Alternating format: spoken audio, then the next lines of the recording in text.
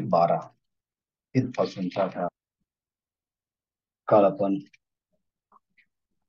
सात्विक त्यागाचं स्वरूप पाहिलं. कार्यमित्येव यत्कर्म नियतं क्रियते अर्जुन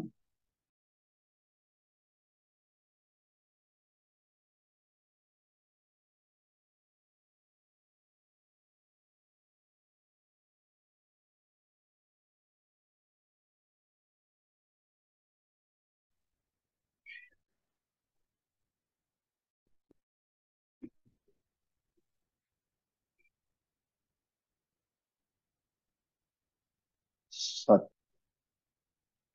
जे नित्य नैमित्तिक कर्म आहे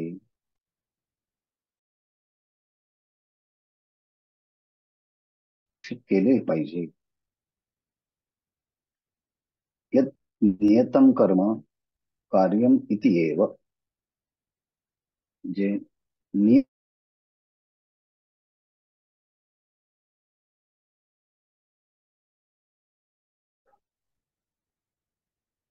डिस्कनेक्ट ते केलं पाहिजे. पण कर्म ते करताना कर्माच्या कर्तृत्वाचा अहंकार आणि कर्मफलाची आसक्ती सोडून ते कर्म झालं तर त्या कर्माला खऱ्या अर्थानं सात्विक त्याग असं म्हणतात. संगम त्यक्त्वा फलंचैव सत्याग सात्विको मतः.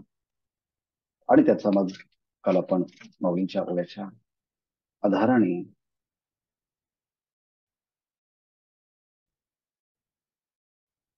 आपण सविस्तर विचार केला. आज आपण श्लोक क्रमांक 10 पासून आजच्या विचाराला आरंभ करत आहोत.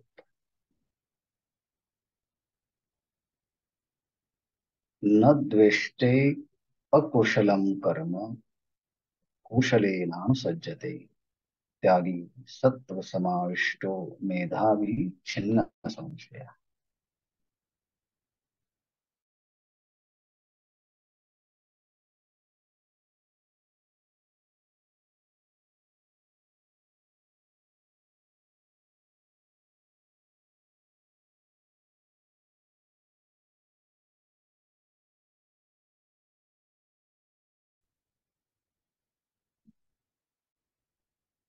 जे सत्व सम आहेत, ज्यांचे सर्व संशय दुर्गम फलाचा आस्वाद या दोन्हींचाही त्याग केलेला आहे, म्हणून ते त्यागी बनले.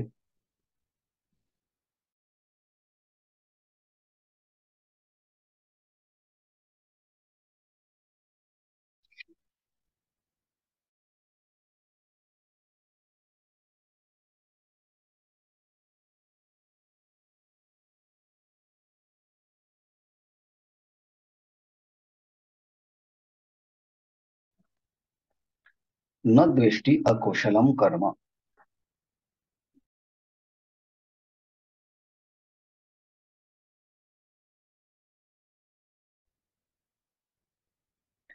आणि जे कुशल कर्म आहे त्याच्याविषयी आसक्ती धरत नाही.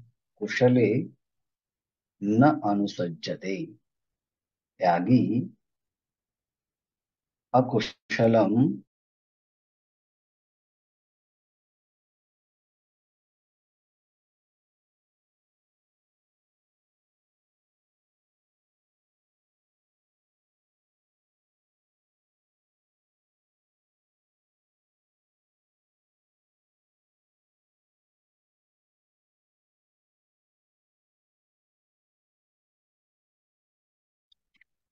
कुशल ह्या दोन शब्दाचा प्रयोग आपण केला आणि त्या दोन शब्दांसाठी दोन क्रियापद आपण वापरले. अकुशलम न द्वेष्टी, कुशले न अनुसज्जते. म्हणजे न द्वेष्टी आणि न अनुसज्जते असे दोन क्रियापद आपण वापरले. म्हणजे अकुशल कर्माचा द्वेष करत नाही आणि कुशल कर्माच्या विषयी आसक्त होत नाही, कुशल कर्माच्या मध्ये आसक्त होत नाही. कारण त्यांचे संशय दूर झाले आहेत, छिन्न संशय. जे अत्यंत प्रगल्भ बुद्धीचे आहे, मेधावी, आणि सत्वगुण संपन्न असल्यामुळे सत्व समाविष्ट.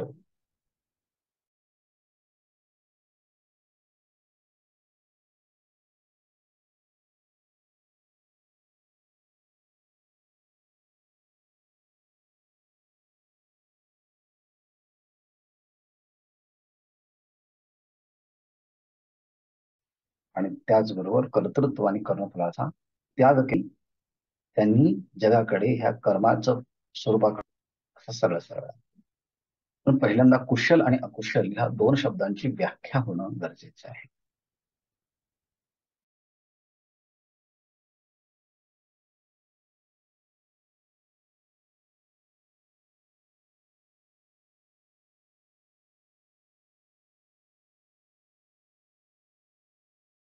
तर अकुशलम म्हणजे अशोभनम, जे शोभनीय नाही, चांगलं नाही, प्रशस्त आहे, असे कोणते कर्म आहे? तर काम्य कर्म आहे. अकुशलम म्हणताना काम्य कर्म आहे, निषिद्ध कर्म आहे. निषिद्ध कर्माचा प्रश्नच नाही, ते तर अकुशल आहेच आहे. पण काम्य कर्म सुद्धा ते अकुशल आहे. अकुशल म्हणण्याचं कारण ते नवीन शरीराला जन्म देण्यासाठी कारणीभूत होतात.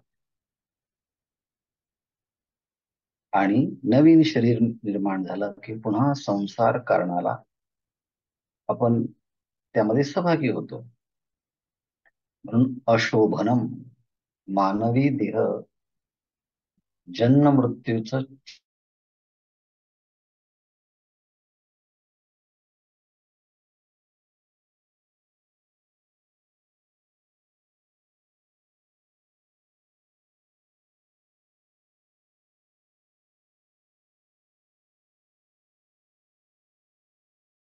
चक्र विच्छेदन करण्यासाठी आहे. ते माणसाच्या जन्म मृत्यूच्या परिची परंपरा देहाच्या ला उत्पन्न करणारं कर्म, काम्य कर्म.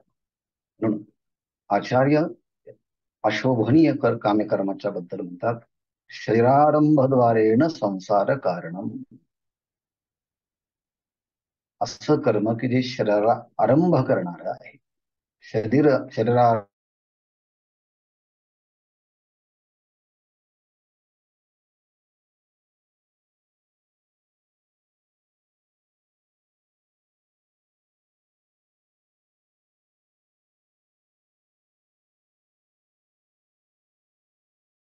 आरंभद्वारेण, शरीरातून ते संसार कारण असणार ते अशोभनीय कर्म आहेत. कोणते कुशल कर्म, कोणते शोभनीय कर्म? तर नित्य नैमित्तिक कर्म जे आहेत,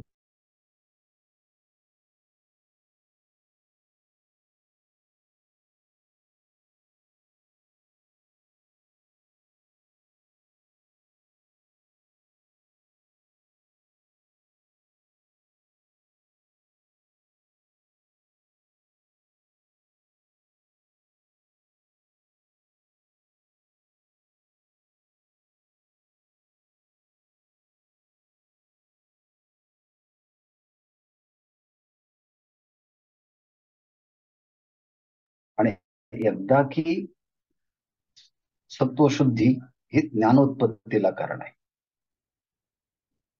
आणि हे ज्ञानोत्पत्ती मोक्षाला कारण आहे.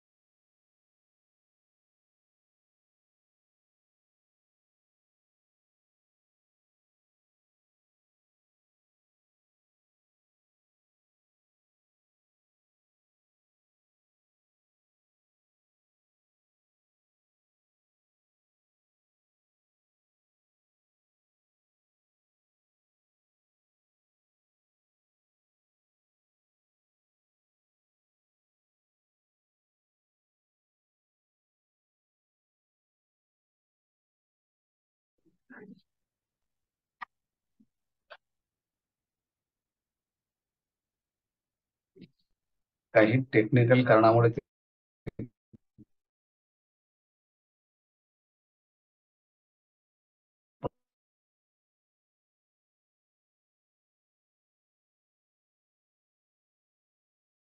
पुन्हा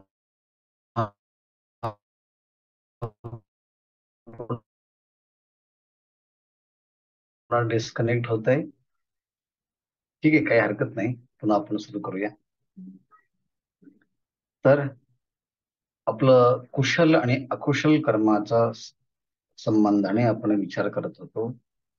शुद्धीद्वारे ज्ञान उत्पत्ती होते आणि मोक्षाला हेतू कारण होत असल्यामुळे त्या कर्मांना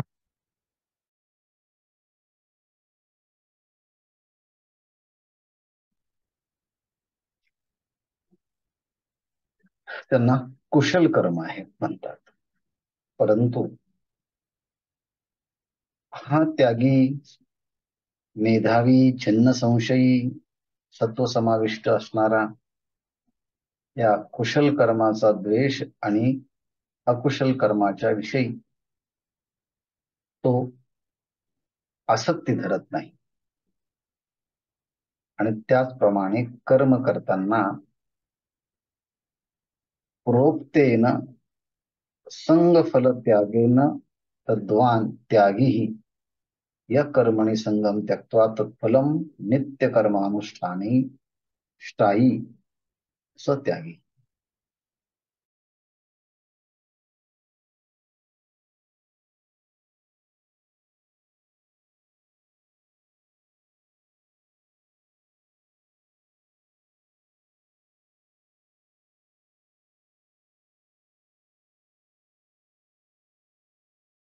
म्हणजेच जो कर्माची शक्ती आणि कर्मफलाची आसक्ती ही कर्माणी संगम त्यक्त्वा अनैमित्तिक कर्माचं अनुष्ठान करणारा असा आहे.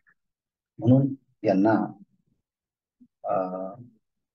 त्यागी ह्या शब्दाचा प्रयोग केला आहे.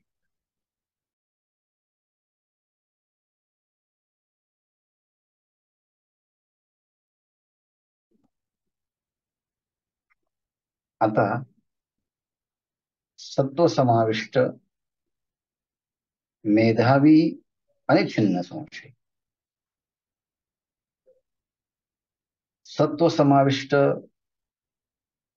शब्दाचा अर्थ आहे सत्वगुण संपन्न. आणि जिथे सत्वगुण संपन्नता असते तिथे आत्मानात्मा विवेक होत असतो. आणि असा आत्मानात्मा विवेक हा विशेष ज्ञानाला हेतू असल्यामुळे सत्व समाविष्ट असं म्हणताना आत्मानात्मा विवेक संपन्न, आत्मानात्म विवेकाने युक्त आहे असा सत्व समाविष्ट. मेधावी, आत्मज्ञान लक्षण प्रज्ञया, ज्या प्रज्ञेचा विषय आत्मस्वरूपाचं ज्ञानाने युक्तता, ज्या प्रज्ञेचं लक्षण आहे अशा प्रज्ञेने युक्त. आणि छिन्न संशय, अविद्येच्या द्वारे उत्पन्न होणारे सगळे संशय ज्याचे दूर झाले आहेत आणि आत्मस्वरूपाच्या ठिकाणी अंतःकरणाची वृत्ती स्थिर झाली आहे आणि हेच श्रेय साधन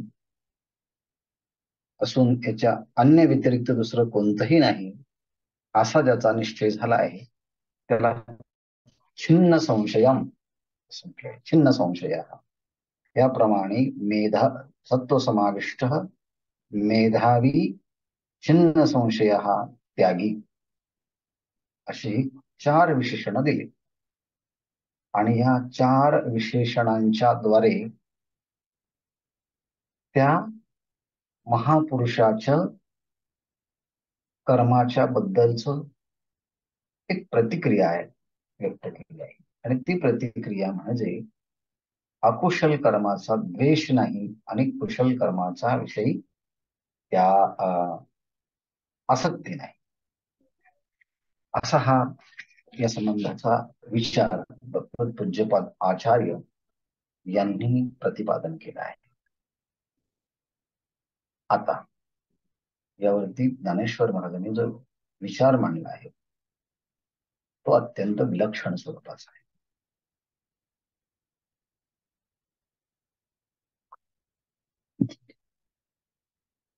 काल आपण पाहिलं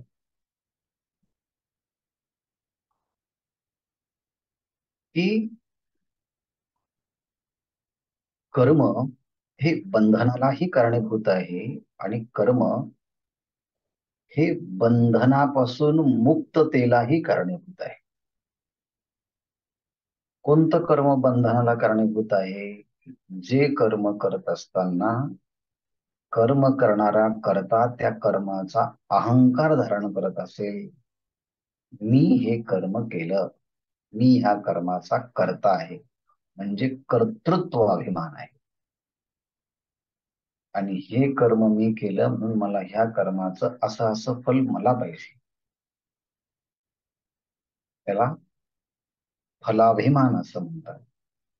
कर्तृत्व आसक्ती आणि फलासक्ती हे दोन्ही ज्यांनी कर्म करताना काढून टाकलेत, सोडून दिले आहेत आणि कर्म तर मात्र नित्य नैमित्तिक करत आहेत, मग त्यांना हा कर्माचा बंध निर्माण होणार नाही. त्यांच्या दृष्टीने हे कर्म बंधमुक्ततेचं साधन बनणार आहे.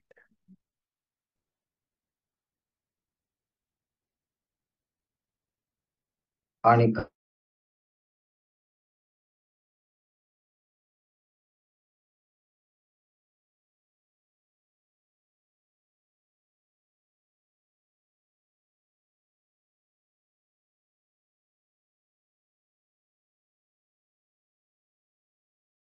कर्तृत्वाचा मधू आणि कर्मफळाचा स्वादू या दोन्हीचे नाव बंधू कर्म असते.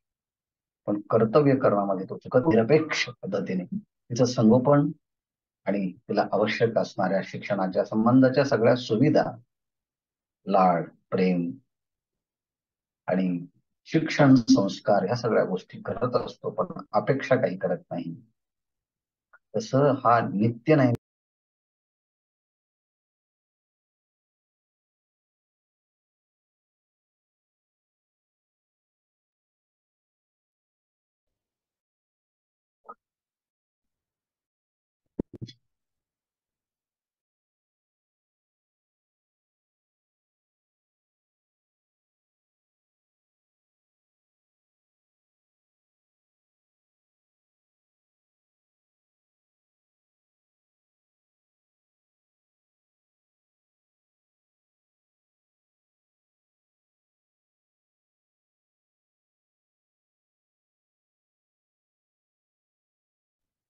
फलासक्ती धर्माची बंधकता काय सारखं डिस्कनेक्ट होतंय कळत नाही. भाजलेल्या बीजामध्ये अंकुर उत्पन्न करण्याची क्षमता राहत नाही. तसं कर्माच्या ठिकाणी कर्तृत्व आणि कर्मफलाचा आस्वाद टाकला गेला की ते कर्म पुन्हा जन्म मृत्यूला कारणीभूत ठरत नाही. जसं ते झाड पुढे निर्वंश होतं बीजच जाळून टाकल्यामुळे, तसं कर्माला निर्वंश कर्तृत्व आणि कर्मफलाचा आस्वाद टाकून करता येतं. आणि अशा प्रकारचं नित्य नैमित्तिक कर्म जर केलं तर ज्याप्रमाणे परिसाचा लोखंडाला स्पर्श झाला, त्याचा काळेपणा आणि त्याचा गंज निघून जातो आणि तत्क्षणी सोन्यामध्ये रूपांतरित होतं. तसं नित्य नैमित्तिक कर्माचं अनुष्ठान करताना कर्तृत्व मद आणि फलासक्ती टाकून जर कर्म केलं गेलं तर रजगुण आणि तमगुण दोन्हीही निघून जातात आणि त्या सत्वगुणाने इतका तो शुद्ध बनतो की त्याला आत्मज्ञानाचे डोळे प्राप्त होतात. आत्मज्ञानाचे डोळे प्राप्त होतात, मग तो सृष्टीकडे कसा पाहतो, त्याचा उल्लेख दिवसा उन्हाळ्यामध्ये दिसणारं मृगजळ पण सूर्यास्त झाला त्या सांज वेळी ते दिसेनासं होतं. ते तर मृगांबू सांज वेळे जैसे होय दिसेनासं होतं ते. तसं आत्मबोध प्राप्त झाला त्या संपूर्ण जगताचा भास त्या ज्ञानी पुरुषाच्या दृष्टीने नाहीसा होतो. आणि मग असतो विश्वाभासू एवढा तो न देखे कवनी कडा, असा संपूर्ण विश्वाचा भास जो आहे त्याला ह्या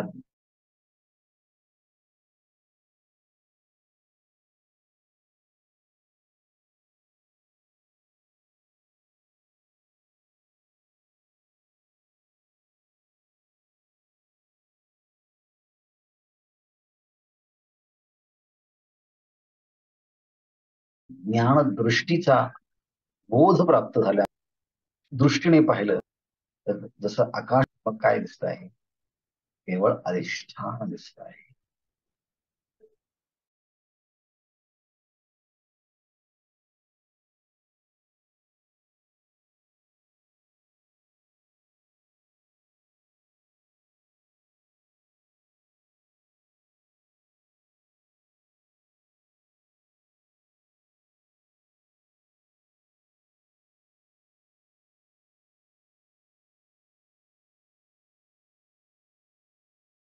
म्हणून ज्ञानेश्वर महाराज म्हणतात, म्हणून प्राचीनाचेनी बळे.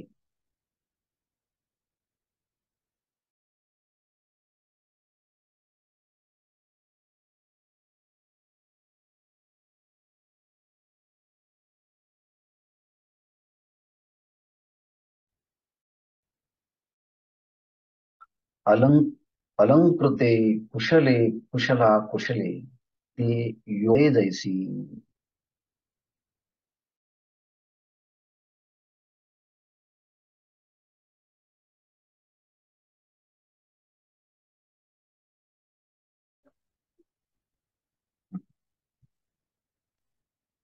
इथे प्राचीन शब्दाचा अर्थ आहे मागचं प्रारब्ध. तीव्र प्रारब्ध एखाद्या व्यक्तीचं असेल तर त्या तीव्र प्रारब्धाच्या बलाने कधी कधी इच्छा नसतानाही त्या व्यक्तीच्या जीवनामध्ये अकुशल कर्म घडलं जात. त्याचीही इच्छा नसते, त्यांनी ठरवलेलं नसतं, पण कधी काळी असं अकुशल कर्म त्याच्याकडनं घडतं. म्हणून शब्दाचा प्रयोग माऊलींनी कसा केला आहे, प्राचीन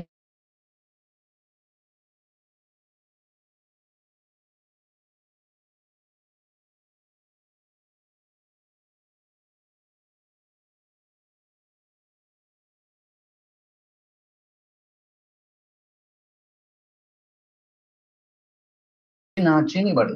प्राचीन शब्दाचा संचित आहे, त्यातून प्रारब्ध निर्माण झालेल्या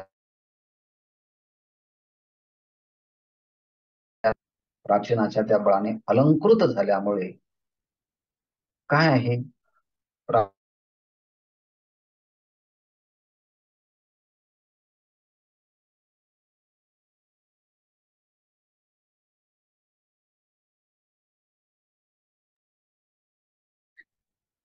प्राचीनाचं बळ सकारात्मक असेल तर कुशल कर्म त्याच्याकडनं घडत असत. आणि प्राचीनाचं बळ जर प्राचीनाचं बळ जर हे नकारात्मक भूमिकेचं असेल तर अकुशलही कर्म त्याकडनं घडू शकतात. म्हणून प्राचीनाचे बळे कुशले अकुशले अलंकृते. कुशल आणि अकुशल असा कर्माच्या संबंधाने म्हणजे बरे वाईट कर्म त्याच्या सन्मुख येतात, त्याच्याकडनं घडतात. पण ती कर्म मागच्या संचिताच्या बलाने जरी घडली असली, पण हा मात्र आता त्या कर्माकडे वेगळ्याच भूमिकेने पाहतो. त्याला आता आत्मबोधाची दृष्टी प्राप्त झाली आहे. आता त्याला सगळं जगच काही दिसत नाही, देहभावच त्याचा विसरलेला असतो. त्यामुळे ते कर्म कसे होतात, ते योमा अंगी आभाळे जिराले दैसी. जैसे जैसी आभाळे योमा अंगी जिराली.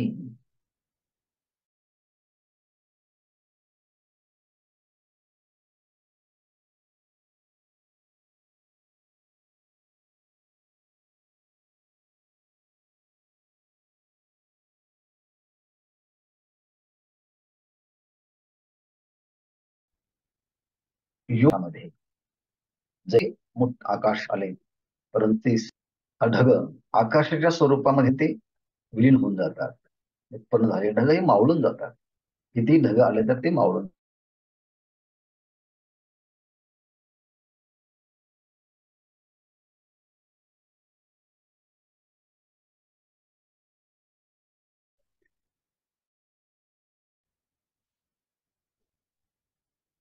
हम्म हे नाहीसे होतं. तसं छिन्न संशयी मेधावी सत्व समाविष्ट असणाऱ्या व्यक्तीच्या जीवनामध्ये असे कर्म जरी आले, तरी त्या आत्मदृष्टीने ते सगळे कर्म मावळून जातात.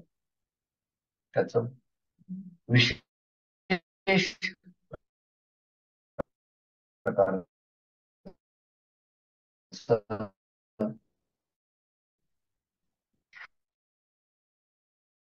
फल उत्पन्न होत नाही. कारण तैसे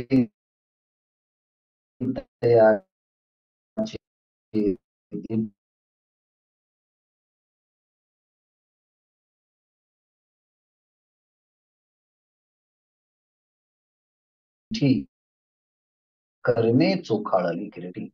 म्हणून हे सगळं उदाहरण चाललेलं आहे. अगदी जीवन म्हणजे मी सच्चिदानंद स्वरूप आहे असा याचा पक्का निश्चय झाला आहे.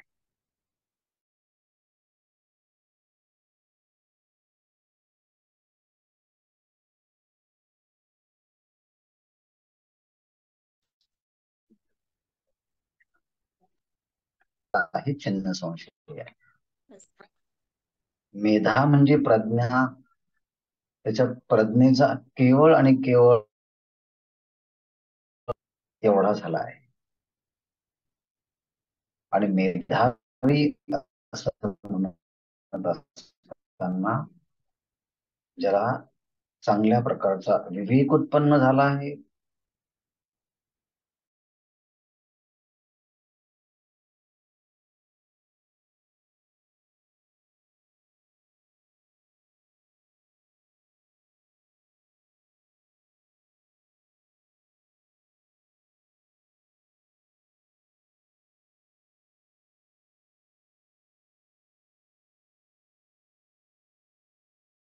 त्यांची दिठी कर्मे चोखाळली. त्याच्या दृष्टीने सगळीचे सगळे कर्म आता शुद्ध झालेले आहे. म्हणून म्हणून प्रारब्ध वशामध्ये अकुशल कर्म झाले, तरी त्या दुःखाने तो पडत नाही. किंवा सुखकारक कुशल कर्म झाली तर त्या सुखाने तो एकदम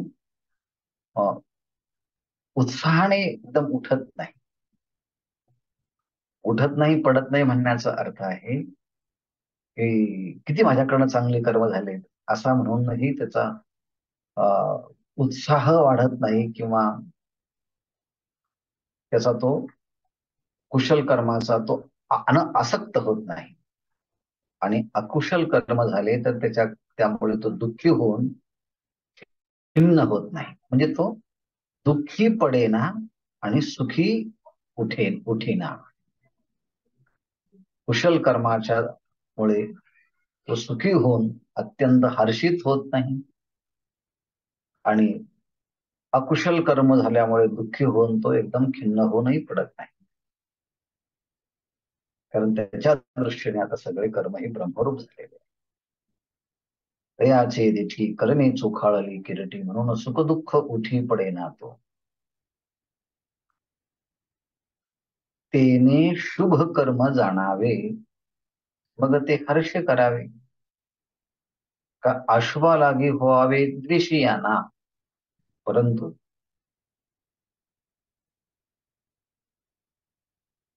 त्याच्या दृष्टीने शुभ आणि अशुभ ह्या संकल्पनाच आता मावळल्या.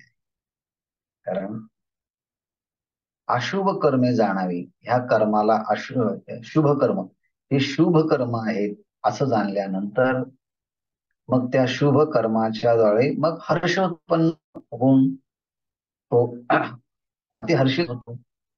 किंवा हे अशुभ कर्म आहे आणि अशुभ कर्म झाल्यामुळे त्याच्याकडे द्वेष होईल ना. पण आता मागच्या प्रारब्धामुळे जरी आता कधी कुशल आणि अकुशल कर्म घडले, शुभ आणि अशुभ कर्म घडले मागच्या प्रारब्धामुळे, पण आता मात्र याची ज्ञानदृष्टी प्राप्त झाल्यामुळे तो दोन्ही कर्मांना ब्रह्मरूप समजतो. पवित्र दृष्टीमुळे. आणि दुसरा भाग आहे आत्मदृष्टीमुळे. आता जर जगत दिसत नाही तर देह कसं काय त्याला दिसेल?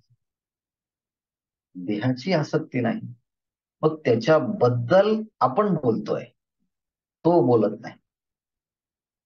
असा जीवनमुक्त आहे, त्याला जगाचंही भान नाही, देहाचंही भान नाही, पण अजून तो जिवंत आहे.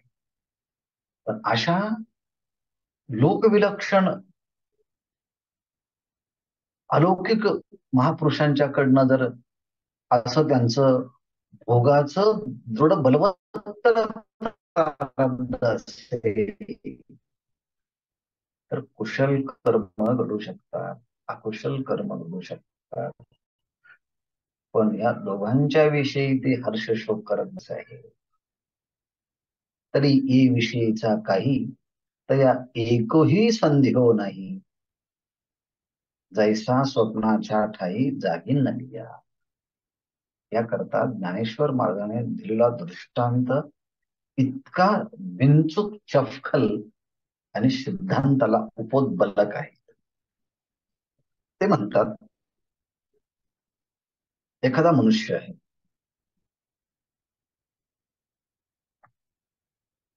त्याला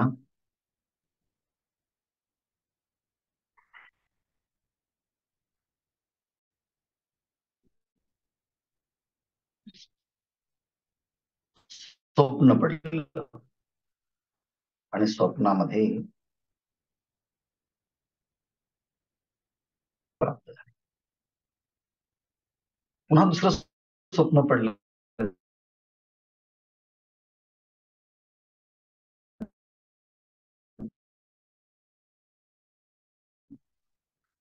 कोट्यावधी रुपये त्याचं नुकसान होऊन आता तो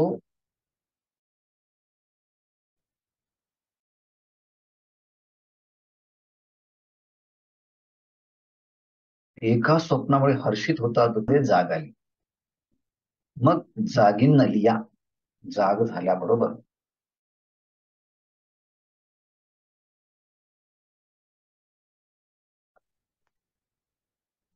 जाग झाल्याबरोबर त्याने आनंद मानावा की जाग झाल्याबरोबर त्याने दुःख मानावं? डॉक्टर साहेब ओकले सर, काय मानावं त्यांनी? आनंद मानायचा की दुःख मानायचं? आता तो जागा झाला आणि जागा झाल्याबरोबर आता त्याच्या जागेपणाच्या दृष्टीने पाहिलं तर स्वप्नात झालेल्या कोट्यावधी रुपयाचा लाभही आणि कोट्यावधी रुपयाचं नुकसानही ही दोन्हीची दोन्ही काय आहे? मिथ्या आहे, खोटे आहेत. आता जागृतीमध्ये आला, त्यातल्या लाभाचाही आणि तोट्याचाही कोणताच उपयोग जागृत अवस्थेमध्ये नाही. स्वप्नात होतं, पण आता काय आहे? जागीन नलिया, जैसा स्वप्नाच्या ठाई जागे नलिया. स्वप्नाच्या ठिकाणी आता तो जागृतीमध्ये आला आहे. जागृतीमध्ये आला का रे दोन्ही खोटेच आहे. जोपर्यंत स्वप्नात तोपर्यंत होता तोपर्यंत त्याला सुख दुःख होत होते, पण आता जागा झाल्यावर काही नाही. आता तो जागृत अवस्थेमध्ये आला आहे. तसं आता जागृत अवस्थेमध्ये घडणारे कुशल अकुशल कर्म प्रारब्ध वशामध्ये जरी घडली गेली, पण याला आता आत्मजागृती आलेली आहे. आत्मसाक्षात्काराची जागृती झालेली आहे. मग अशा आत्मसाक्षात्काराच्या जागृतीच्या दृष्टीने कुशल आणि अकुशल हे दोन्ही कर्माला आता किंमतच नाही, कारण तो आत्मस्वरूपी जागी नलिया.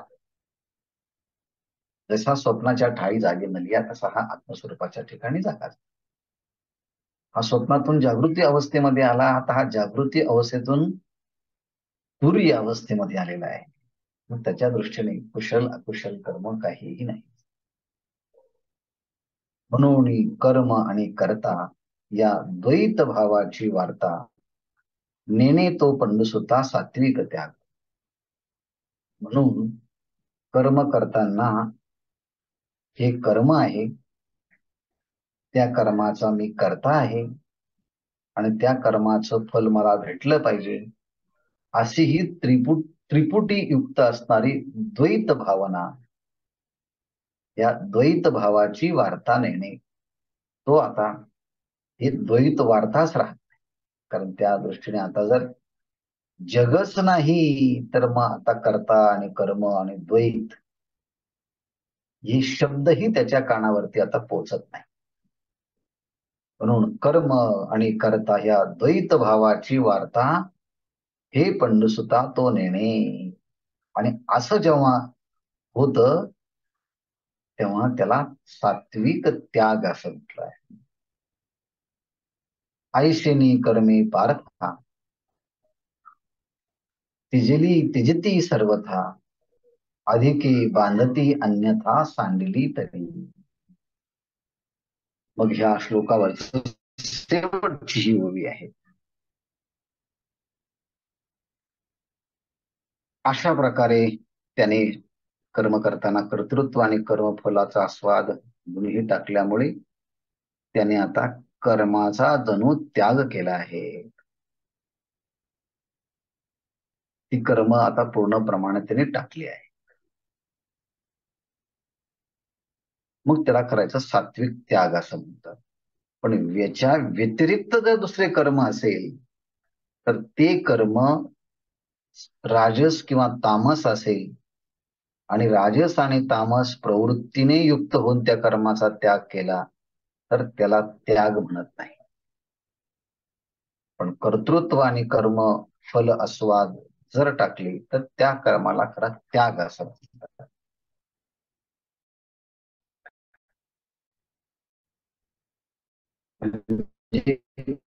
कर्माच्या त्यागाने त्याग होत नसून कर्मासक्तीचा त्यागाने खरा त्याग होतो. आणि म्हणून ऐशिनी कर्मे पार्थात त्यजिती सर्वथा, त्याने खऱ्या अर्थानं त्या कर्माचा त्याग केला आहे ज्याने कर्तृत्व आणि कर्मफलाचा आस्वाद सोडला आहे. पण असं जर नसेल तर अधिके बांधती, त्या कर्मातून सुटत नसून तो कर्माच्या द्वारे कर्मानेच बांधला जातो. अन्यथा सांडिली तरी, अन्यथा म्हणजे या सात्विक कर्माच्या पेक्षा वेगळ्या पद्धतीने जर कर्म सोडलं सात्विक आणि राजस वृत्तीच्या द्वारे, तर ती सोडलेली कर्म त्या जीवाला अधिक बंधनामध्ये घडतात. असा आत्मसाक्षात्कार संपन्न अविद्याकृत सगळ्या संशयाची निवृत्ती, बुद्धी केवळ स्वस्वरूपाकार अखंडाकार वृत्ती ज्याची झाली आहे असा मेधावी आणि अंतकरणामध्ये रजगुण तमोगुण गेल्यामुळे सत्वगुण संपन्न झाला आणि त्याद्वारे विवेक वैराग्य संपन्न झाला असं सत्व समाविष्ट शब्दाने समजावं. अखंडाकार वृत्ती ज्याची झाली, अशी मेधा तयार झाल्यामुळे तो मेधावी आहे. आणि आता मी सच्चिदानंद स्वरूप असून त्यामध्येच अंतःकरणाची वृत्ती आहे, त्याच्या व्यतिरिक्त दुसरं काही नाही. म्हणजे सगळे संशय दूर होऊन आत्मस्वरूपाच्या विषयी दृढनिश्चय झाला, असा छिन्न संशयी मेधावी सत्व समाविष्टी आणि कर्म आणि कर्म फल आणि कर्मासक्तीचा त्याग केल्यामुळे हा खरा त्यागी झाला. आणि असा त्यागी कुशल कर्माचा विषयी आसक्त होत नाही आणि अकुशल कर्माचा द्वेष करत नाही, असा हा मूळ श्लोक. आणि त्यानंतर ज्ञानेश्वर महाराजांनी केलेलं त्यावरचं एक वेगळ्या स्वरूपाचं भाष्य, म्हणजे देहभाव विवरित झालेल्या महापुरुषाच्या जीवनामध्ये असे काही प्रसंग आले तरी त्याने तो लिप्त होत नाही, कारण त्याच्या दृष्टीने आता काही कर्म नावाचं एक स्वतंत्र काही अस्तित्व शिल्लक राहिलं नाही. जागृतीमध्ये आला की स्वप्नातले सगळे शुभाशुभ कर्म मावळतात त्याच्या फलासहित. तसं तुरीय अवस्थेमध्ये आला की त्याचे सगळे जागृती स्वप्न ते कर्म आता पूर्णपणे नाहीसे होतात. असा सात्विक कर्माच्या कर्त्याला प्राप्त होणारी ही फल अभिव्यक्त करण्यासाठी हा श्लोक आहे. न द्वेष्टे कुशलम कर्म कुशलेनानुसज्जते त्यागी सत्वसमाविष्ट मेधावी छिन्न संशय. खरं म्हणजे हा 9 आणि 10 श्लोक अतिशय सुंदर आहेत. मग ह्यानंतर ज्यांचा संशय अजून संपलेला नाहीत, जे मेधावी नाहीत, ज्यांच्या ठिकाणी अजून चांगला विवेक नाही, म्हणजे जे सत्व समाविष्ट नाहीत, मेधावी नाहीत, छिन्न संशयी नाहीत, देहाच्या विषयी आसक्ती आहेत, देहाचं भरण पोषण करणं हेच ज्यांचा नित्य कर्म आहे, त्यांच्याकडनं कधीही संपूर्ण कर्माचा त्याग होऊ शकत नाही.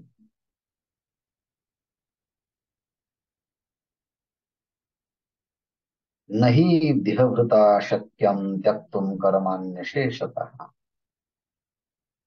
त्यांच्याकडनं कर्माचा त्याग होऊ शकत. परंतु देहाच्या द्वारे कर्माचा त्याग होऊ शकत नाही, कारण शरीर हेच एक कर्म आहे. पण एक त्याग होऊ शकतो. कोणता? कर्तृत्व फल आणि कर्तृत्व अभिमान यांचा जर त्याग केला तर खऱ्या अर्थानं तो त्यागी होऊ शकतो. म्हणजे कर्माचा त्याग होत नाही, तर कर्मफलासक्तीचा त्याग होतो.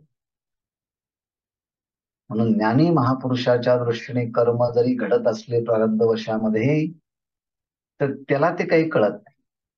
पण अज्ञानी पुरुषाला मात्र कर्माचा त्याग करायचा ठरलं तरी ते होऊ शकत नाही. हा विचार जो आहे तो पुढच्या 11व्या श्लोकामध्ये आहे. तोही विचार अतिशय सुंदर आहे. त्याचा विचार आपण आज न करता उद्या करूया. ओम पूर्णमदः पूर्णमिदं पूर्णात् पूर्णमुदच्यते पूर्णस्य पूर्णमादाय पूर्णमेवावशिष्यते. ओम शांती शांती शांती.